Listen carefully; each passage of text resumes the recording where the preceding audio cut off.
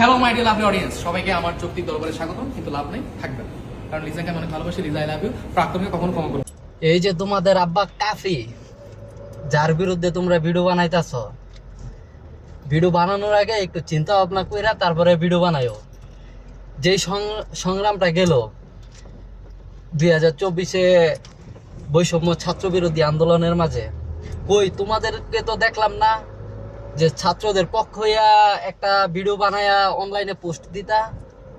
যেই বলেন SP creation বলেন, আমি পর্যন্ত 2-3 জনের ভিডিও দেখলাম।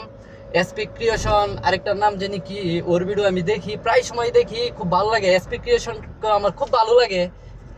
কই এসপি ক্রিয়েশনকে তো দেখলাম না যে ছাত্রদের পক্ষ নিয়ে যে আপনারা যে ভিডিও একটা বানাইলেন, যে আপনার ভিডিও তো দেখলাম না ভাই। তো আপনাদের তো সোজাসুজিকতা কোনো অধিকারই নাই যে কাফির বিরুদ্ধে কথা বলার। কারণ যদি বলতে হয় তাহলে কাফি ব্র্যান্ড কি বুঝেন? ব্র্যান্ড, কাফি হলো ব্র্যান্ড।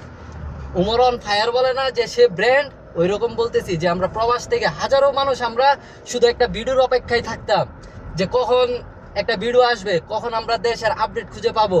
তখন কাফিকে দেখতাম যে সে নির্ভয়ে সে ভিডিও দিত আমাদেরকে, খুব ভালো লাগতো তার ভিডিওগুলা।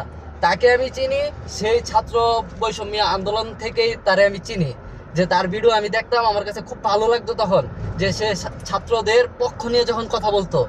কই তখন তো আপনাদের কারোর ভিডিও দেখলাম না। এখন বলতেছেন কাফির বিরুদ্ধে এখন আন্দোলন আপনারা করতেছেন, তখন অনলাইনে এসে আন্দোলন করলেন না ছাত্রদের পক্ষ নিয়ে?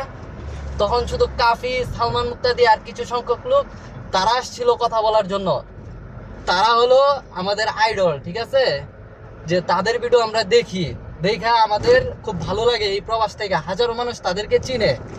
কথা বলার আগে সাবধানে কথা বলবেন, কারে নিয়ে কথা বলবেন আগে চিন্তা করবেন যে আপনি কি এবং কি কাজ করতেছেন, আর সে কি করেছিল ইতিপূর্বে।